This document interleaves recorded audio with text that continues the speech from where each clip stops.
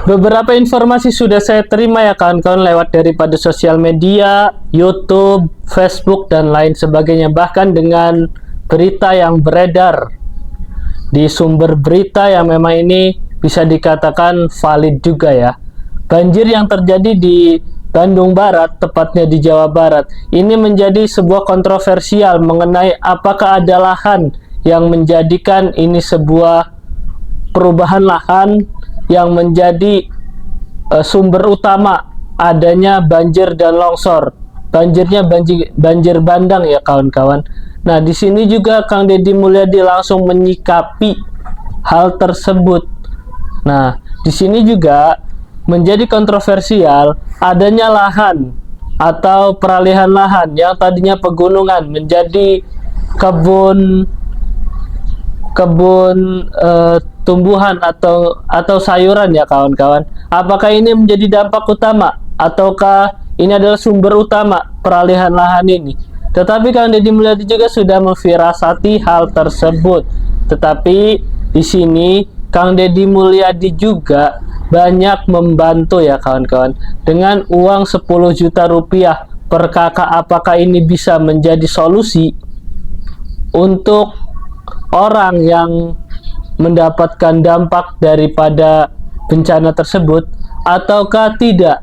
Ataukah ada tindak lanjut dari Kang Deddy Mulyadi untuk menutup lahan yang ribuan hektar itu yang menjadi lahan pertanian sayuran ya kan menjadi lahan yang dikembalikan, maksudnya dikembalikan ulang gitu.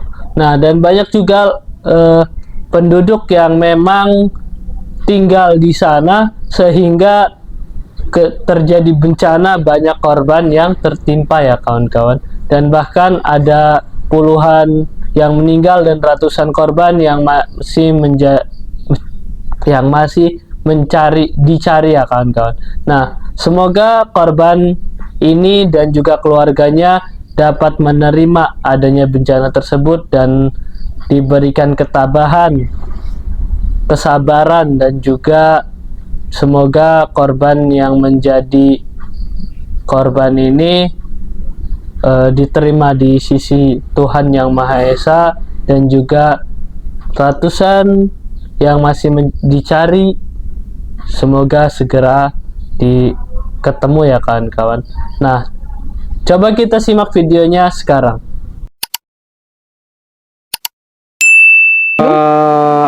Peringatan untuk kota Bandung, kota, bukan kabupaten tapi kota Bandung, bahwa banyak-banyak berdoa, ibadah sesuai agama masing-masing, minta tolong sama yang di atas supaya tidak ada karena saya lihat pertanda bencana besar, musibah di kota tersebut. Ya semoga ini apa yang saya sampaikan bisa diterima dengan baik. Untuk mengantisipasinya gimana Mas Bumaya? Ya berdoa, minta tolong sama yang di atas, karena kalau maut nggak bisa dirubah ya. Maut mati, sekarang mati gitu, bahasa paranormal kan, para psikolog mati ya, meninggal. Tapi kalau yang lain, hal-hal yang lain itu bisa dirubah selama diri. Tanggapan ti Bapak Aing atau Kang Deddy Mulyadi perihal masalah longsor anu terjadi di Bandung Baratnya, tepatnya di Cisarua. Tapi sebelumnya orang ucapkan turut berduka cita dan berbelasungkawa untuk seluruh korban yang terdampak. Ditambah aya korban jiwa, cuman can pasti seberapa nama kerek kapangi kerek dua. Di dia Bapak Aing ngajelaskeun bahwa iya akibatna mun ngalipungsikeun lahan teh geus nah kuduna hutan rimbun diganti ku kebon. Namun geus kieu rek nyalahkeun sa anggar nyalahkeun teh ka Allah. Balas harian nu sararakah mah.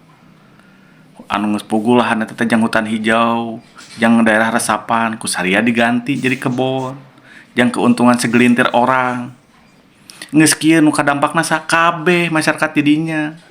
Jeung iman curiga urang da mungkin aparat satempat teu nyaho eta lahan dialihfungsikeun atau diganti ka aparat. Mun nyadekeun teuna ieu mah cik atuh perhatikeun, cek soalna ieu geus ngarambahna geus nepi ka perbukitan ka luhur-luhurna geus dijadikeun kebon teh. Pira ku teu sadar keneh lamun emang teu nyaho mah. eta lahan geus ngagorogotan gede. Teu sadar, teu ngarti aing mah ting api-api tutup panon. Ting meureun geus kapereng-pereng ku duit cigana teh pejabat setempatna geus kieu mah angre. Bapak aing turun langsung ke lapangan jang meninjau, ngecek, ngetak nyaho. Alih fungsi lahanna geus segede kumaha. Sararakah anjing jelema ayeuna mah. Innalillahi wa inna ilaihi raji'un. Kabar duka datang dari saudara kita di Desa Pasir Langu, Kecamatan Cisarua, Kabupaten Bandung Barat. Puluhan rumah tertimbun longsor.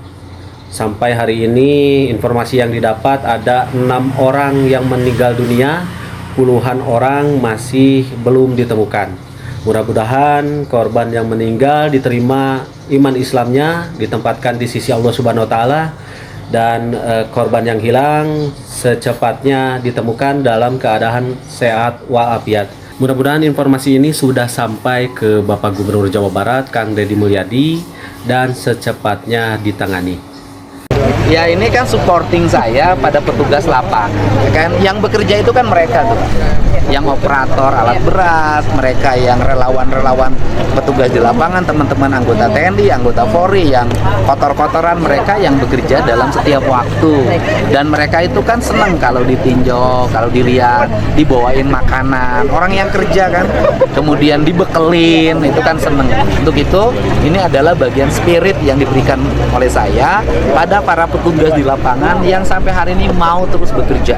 Kang Deddy, ini kan Kang Deddy hari pertama sudah datang, Ya. lalu hari keempat datang lagi. Ini apa yang membuat Kang Deddy ini datang terus menerus? Biar masalahnya cepat kelar, termasuk misalnya modifikasi cuaca. Kan kita 2 hari modifikasi untuk di atasnya agar tidak hujan kan. Ternyata ketika tidak dimodifikasi hujan.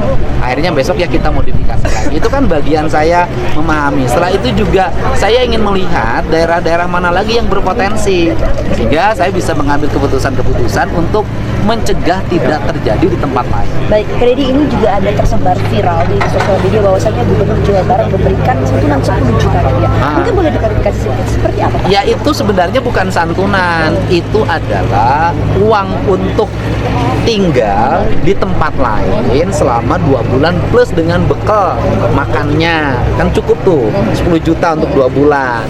Nah, untuk apa? Membangun ketenangan. Mereka itu satu, stres karena keluarganya tidak ditemukan. Yang kedua, bisa jadi dia stres karena kehilangan penghasilan. Ketiga, dia stres karena harus berkumpul di kantor desa, di tenda sementara misalnya.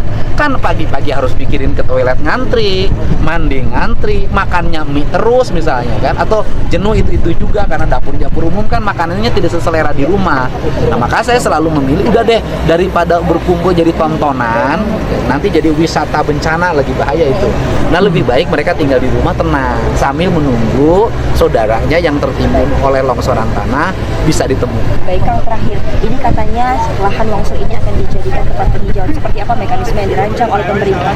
Ya, mekanismenya pertama kan tanah pengganti untuk warga kita siapkan, ya kan, plus rumah penggantinya. Kemudian tanah ini ya kita segera ditanemin. Kalau ini selesai diangkat, kita langsung tanamin. Dan bukan hanya ini saja, areal perhutani yang 350 hektar itu saya cenderung untuk segera dihijaukan kembali menjadi areal perhutanan.